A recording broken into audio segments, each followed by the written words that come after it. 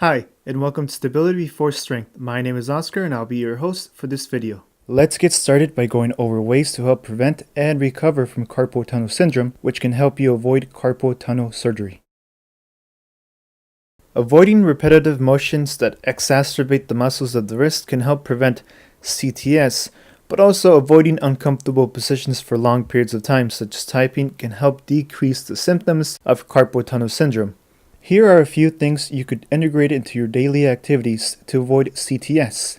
Invest, use, and perform the following. Use ergonomically friendly computer equipment such as a mousepad and keyboard, but also make sure that you're using proper typing technique, meaning your wrist should not rest or touch the keyboard when typing. Using a correct posture when using your computer would help avoid putting your wrist in an uncomfortable position that might lead to an obstruction of the median nerve, which can cause numbness, radiating pain, and other symptoms of C.S.C.S. Wearing a wrist brace while performing activities that cause carpal tunnel will help decrease the symptoms of C.S.C.S. One of the most important and helpful things to do is taking planned breaks to rest your wrist. You can set a timer every hour or so, or when symptoms arise, and use that time to perform stretches for your wrists, fingers, and thumb to help alleviate and prevent symptoms of C.S.C.S.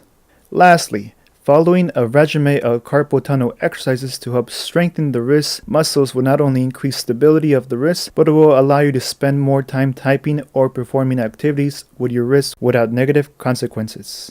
Try to make some of the changes and see what works best for you.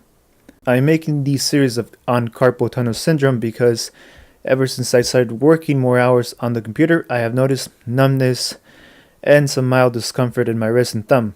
I have integrated some of these changes myself.